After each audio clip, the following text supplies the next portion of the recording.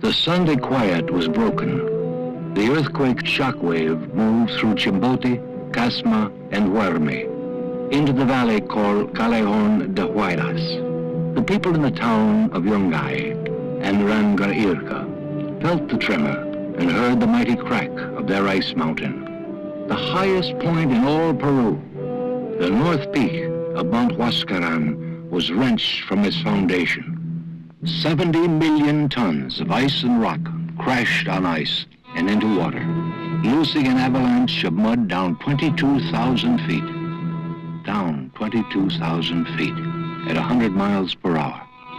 The people of the valley had 45 seconds to run for high ground, 45 seconds to reach the safety of the green slopes.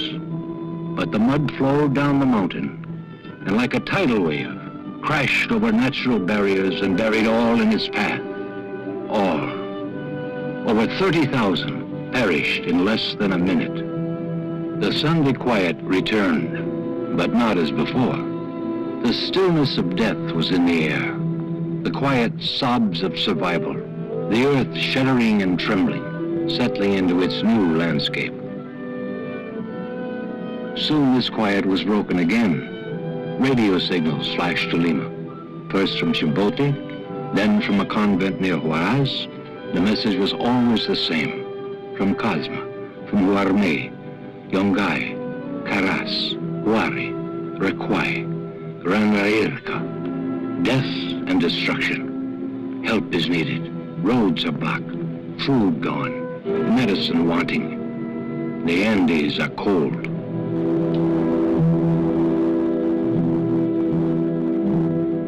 Kawan rakun wai cho katarir kayarir wakaki kaptin se wai kun iskis katrike kuning loka mam pistarka imanom samar kawam rakun na kwalta de auxilio chuanus kaki kayang nining wamda jakun antisanu kaki kan nyuspijakun wakarir kaki kaktari mal kades pening man pasep wam rakun kacaya mal katwa kakir Jawang mama sit usaka asyong kanang ampich nis wakaki kali warar wakakuyaya ratup siar ko rinat munak ratup skuy rinat munakan tuam rakun ampi paps pasep puno yarkat singka manak singnad warakuyarkat nokakun manapips auxilias kaya dong Jose kunalya ewa kami helawang puno kusyong niyamap ting he kunalyawang kaya nakurir warakuyayarkat senyor ingenier Aliab suerte taksek mana tak musial konsik sedes rasiat señor ingenier sedes asiak de repente tatke kujar ko.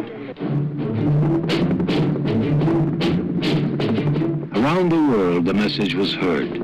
Over 70,000 deaths, 50,000 injured, 20,000 orphaned, 186,000 homes destroyed. Those in need of help were sought out. Necessary work, dangerous work. The thin air and the hot sun of the Andes produced treacherous downdrafts.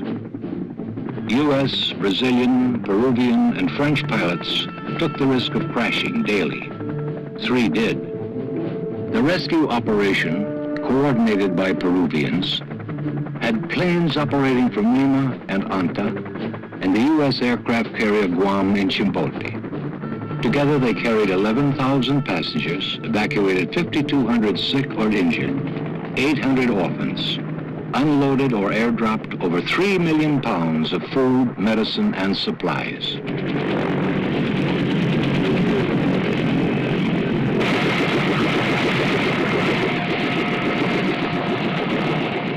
The medical rescue teams consisted of a doctor, a flight nurse, and assistants.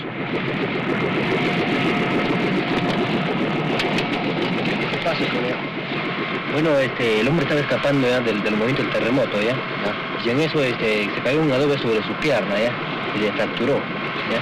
Además debe tener unos golpes en la espalda, en los brazos, ya, y en el pecho. ¿Quiero examinar, no? Sí. ¿No puede hablar?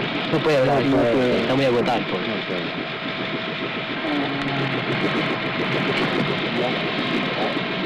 This isn't broken, this is septic knee.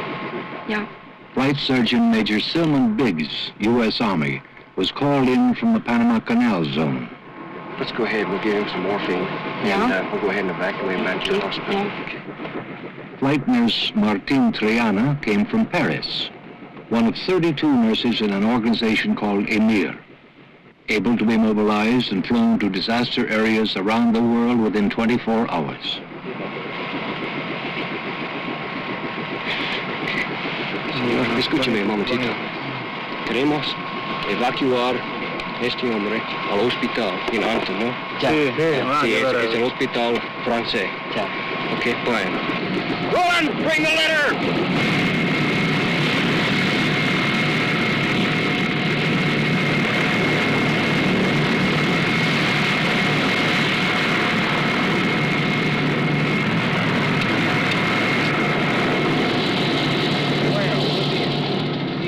Many thousands had died, but only a few hundred suffered severe life-threatening injuries. If you weren't hit by collapsing buildings or buried by earth slides, you survived. It was as simple as that. Nevertheless, the injured and the sick needed care, and so medical evacuations to hospitals continued to be made, 4,000 of them.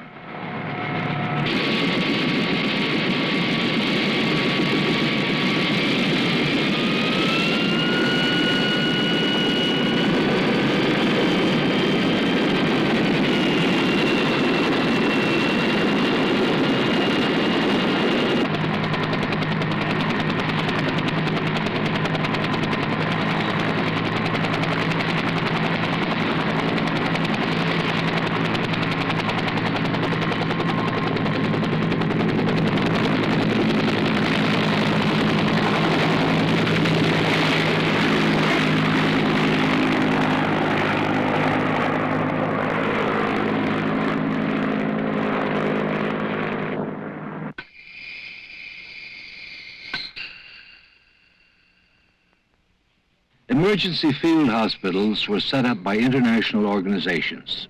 Expert surgeons and doctors worked long hours under extremely difficult conditions. A limited supply of electricity from generators made even a simple operation hazardous. The hospital at Onta had an operating room, a recovery room, 60 beds, a pharmacy, and a clinic.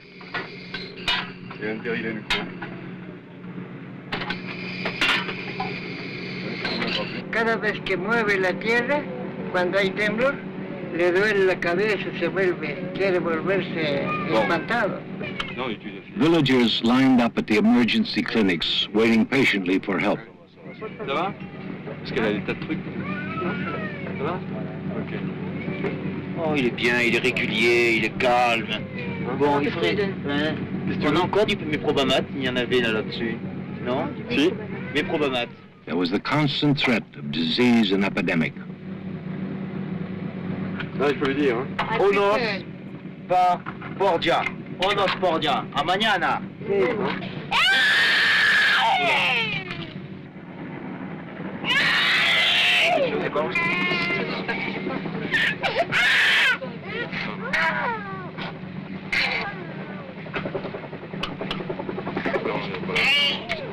Bueno.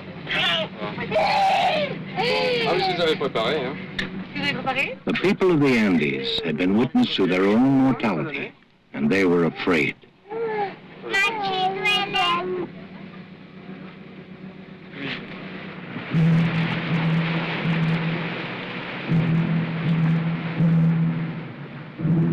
The roads were opened, the trucks came, a constant caravan into the Andes.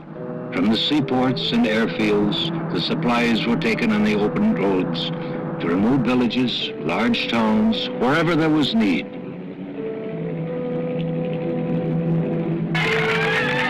And the villagers waited. Food was running out. Water was low. Homes were gone. People were sick.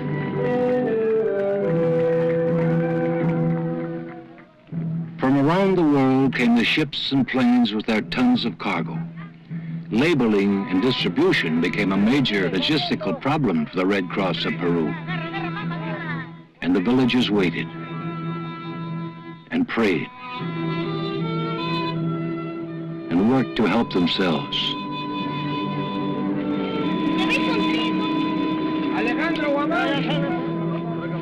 They waited and were thankful when the wait was over.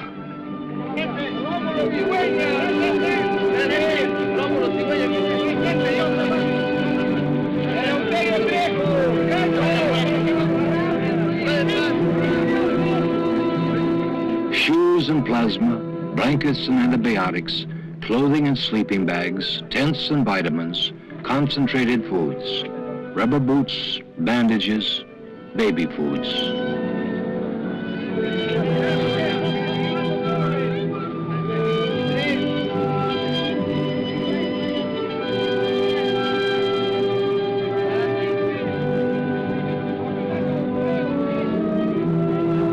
Soon the rains would come, the seasonal rains lasting for days.